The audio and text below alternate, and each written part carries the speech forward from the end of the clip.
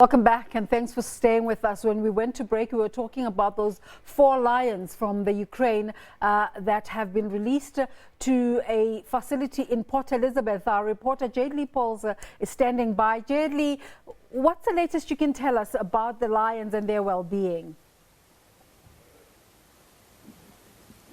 It's such an excitement day for South Africa, and it's such an excitement for the Eastern Cape as well.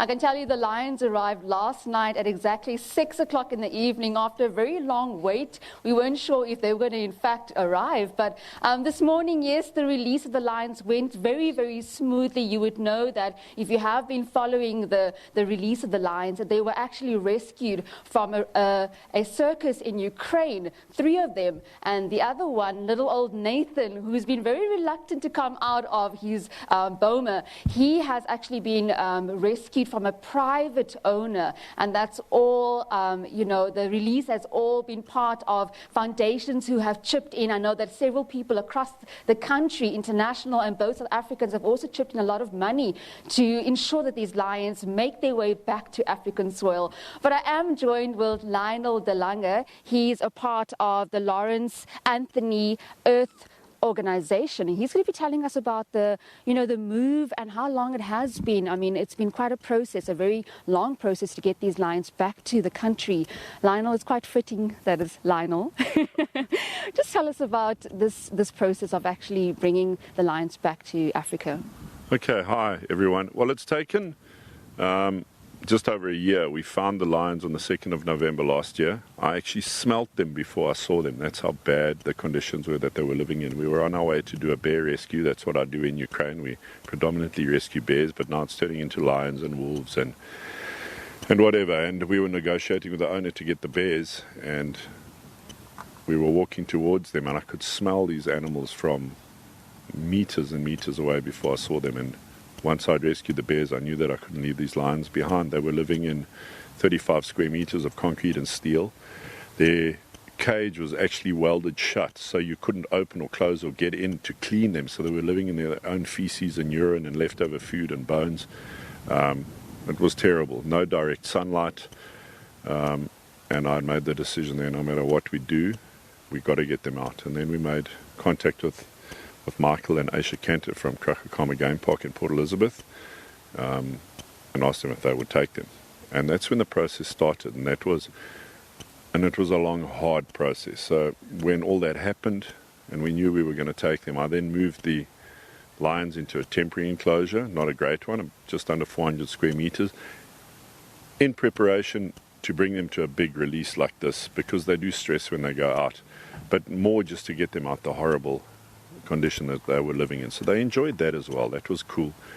And then it was just all the documentation, and there's a lot of corruption and bad things going on in Ukraine. So the 3 lionesses were born into captivity in a circus. They never performed in the circus, but what was part of the circus is a traveling zoo. So they were hauled around the country in the back of a trailer, and people would poke and prod and look and feed them. And they set up in this town to do their circus show, clearly not making enough money. The owner of the ground that had rented the territory to the circus, he ended up keeping the lions and the bears. And that's where we came along a few years later and found them. So that's where they came from. There were 4 of them. The other one died around 10 days before we got to her, which is sad, but at least we got them out. Then, while this was in the process, we heard about Nathan and his sister. He had a sister, and we rushed off to try and get him off this guy. I just want to come back to Nathan. When you guys arrived last night, what was quite prevalent to me is the fact that some of the lions had marks under their paws. They were bleeding. They looked really in a dire state. If we come back to the whole animal trade in European countries, as well as circuses, I know there's lots of people that are against circuses in the country in South Africa. I know a couple of my friends are also against that. But with regards to the circus, and we look at that. That's Nathan roaring there at the background, viewers.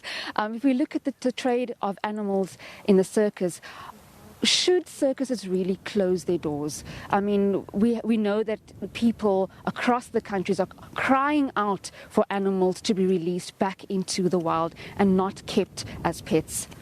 Okay, well, to say let's release them back into the wild, sometimes it's just not possible. You know, the animal's too habituated. Circus most definitely should be closed down. Well, not circus. You can do circus act with clowns and aerobatics and do all that, but there's no educational value to seeing a bear dancing or a lion jumping through hoops. What's the education in that? It's just them making money, and the animals live in bad conditions, and they're actually tortured to perform these tricks because it's not natural for them, so you've got to force them to do it. Yes, all circuses should not have animal acts at all. And in fact, the local city councils around South Africa should say to the circuses, you can open up here, but no circus acts. And I'd love to see that happen. So all you circus people, bring it on. I'm ready for the fight. And then lastly, Lionel, just looking at the rehabilitation process of these 4 lions, where to from here? I see they are kept in a boma. What will happen now going forward? They'll spend the rest of their lives here. They've got 14,000 square meters, so they're 1.4 hectare. It's huge. It's a big enclosure. They would never be able to release back in the wild, and you don't want to do that in South Africa. They're going to get hunted. So they've got a huge territory. There definitely won't be any breeding. There won't be any interaction with them. There won't be cuddling and scratching and taking photographs with them. So we're going to try and get them back to as much of the nature as possible, so that they just can be lions lying around in the sun doing nothing and eating. And rightfully so. Thank you so much, Lionel. Well, that was Lionel de Lange from the Lawrence Anthony Earth Organization, speaking about those 4 lions that have come back to African soil all the way from Ukraine. They're going to be rehabilitated here at Kragga Kamma Game Park in Port Elizabeth, where they will be lying around in the sun and enjoying what they do best. It's back to you in studio. Thank you, Jayed-Leigh. Their lovely chance at a new life for those lions. Now,